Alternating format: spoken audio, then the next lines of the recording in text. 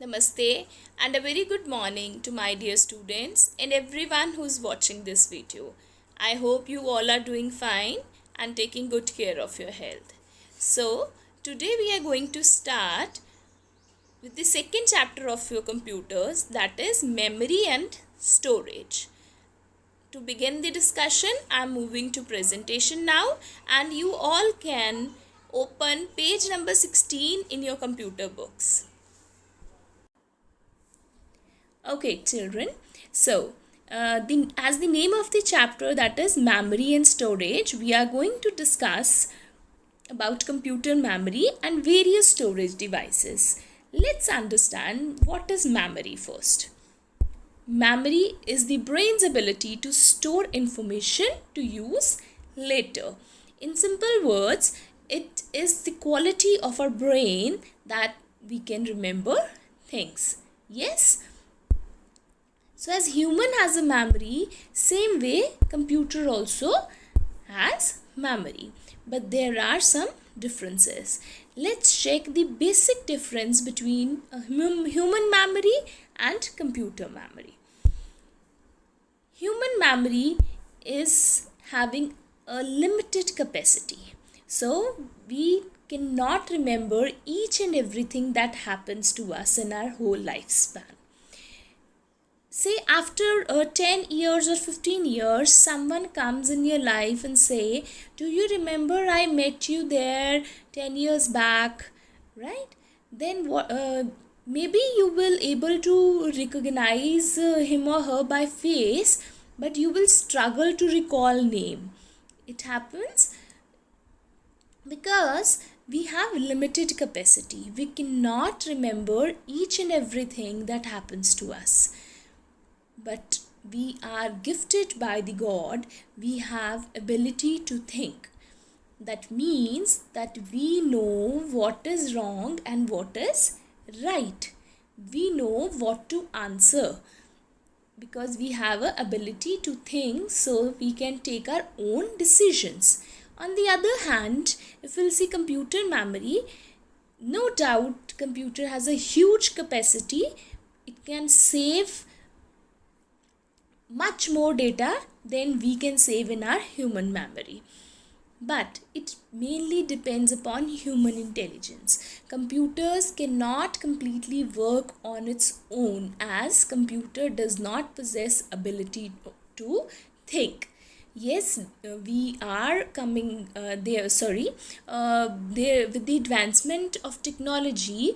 Now scientists have come up with artificial intelligence, where robots are coming and many more devices are coming where artificial intelligence has been used and computers are able to take some decisions on their own, but still not completely, because the programming behind that is again in the hand of human.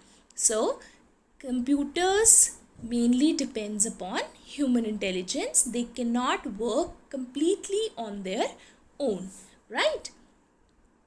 Let's understand this whole with a small example. There is one boy, you can see, he is saying, I can remember all 40 classmates' name. My all 40 classmates' name I can remember. So he's feeling like I'm so smart. But then after some time, a computer appears and computer says, I can remember your whole schoolmates and teachers' names and even many more things.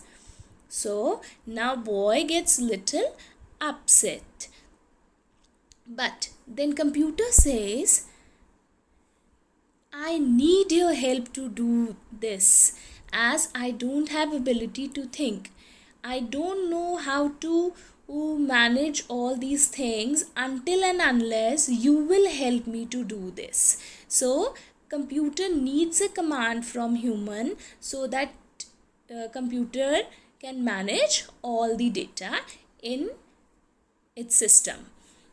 Then boy replies, even I don't have many abilities that you possess. As much fast as you work, I cannot work. You can work so tirelessly, but I get tired, or many more things. And so then boy is saying, if we work together, then definitely we can do wonders. Yes, so they both have become friends now and they are working together and they are working smartly. So, by this example, I wanted to tell you children that there is no doubt that computer is having huge memory and many good features, but still it cannot completely work on its own. And on the other hand, man also have good ability of thinking, but still, as we are humans, we get tired and we have some limits. So we also need some device so that can help us in our working. So if we'll both become friends, then we can definitely do many more things efficiently and easily. Okay, now move to the next one. It says, as we have various languages, now if we want to communicate to our parents, to teachers, to our friends, we use languages, that is Hindi, Punjabi and English. Or if you have any other mother tongue, you may be using that also. But computer does not understand these languages. So computer has its own languages. Computer can understand only two states, that is on and off. And these two digits, that is 0 and 1, are called binary digits. So the name of the language that computer uses, binary language. And the digits are 0 and 1. 0 says off and 1 says on. This is same way as we have measuring unit for other things also. If you have to measure weight, then you measure in grams or kilograms. Same way, data that we store in computer, that is stored in forms of bits in zeros and ones, and that is measured in the unit, that is byte. So this is the memory size chart. As you can see, 1 bit, that is 0 or 1, and 8 bit is equals to 1 byte. Byte is the measuring unit. Then is a standard term 1024 bytes, that is equals to 1 kilobyte. And then that standard unit will be there, 1024, and then 1024 kilobytes equals to 1 megabyte, and then so on. So this is how we measure the memory storage of computer.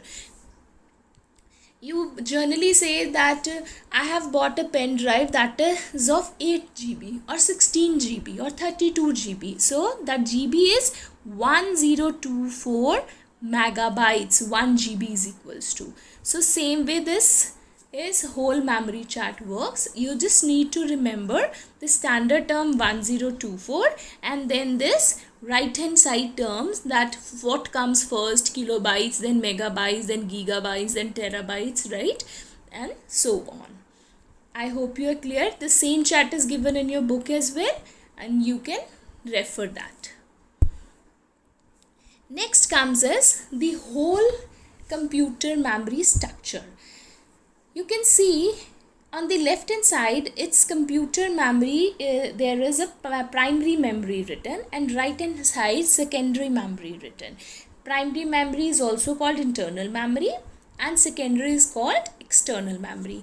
So primary memory, that is internal memory, means that is already there, inbuilt computer memory. When you buy a computer, the inbuilt memory what comes, that is a primary memory, and that can be a RAM or ROM, that we'll discuss further. Secondary memory, that you can extend the memory by using external storage devices. So these are the external storage devices, that can be a floppy disk, hard disk, CD, DVD or pen drive. So let's discuss internal memory first, that is a primary memory. So internal memory is again divided into two memories, that is RAM and ROM. RAM full form is random access memory and ROM is read only memory. So RAM and ROM, what is the difference in this now? RAM works like a blackboard that can be continuously overwritten with new data. Like in the blackboard, if you write something and this whole blackboard is full now, and again you have to write, what you will do? You have to erase the earlier one, then you can write a new one. Same way that RAM memory works. That once the things are written, the information, if you have to overwrite something and something new is coming up, then it get erased. So the information get lost if power goes or computer turns off. Okay, and the ROM memory, which is again a part of internal memory only, that is read only memory. In this type of memory, now the information cannot get lost here. It is non-volatile. Here, majorly the programs that check that all the parts of the computer are working properly, there are some programs that check this. So these software programs are stored in ROM, that is read only memory, and instructions that are there on ROM that cannot be changed. We cannot edit it later on once it is saved. So, and they cannot be erased also. So I hope you are clear with this RAM and ROM. Okay children, so this is all for today. Thank you. Next time we'll discuss about external storage devices.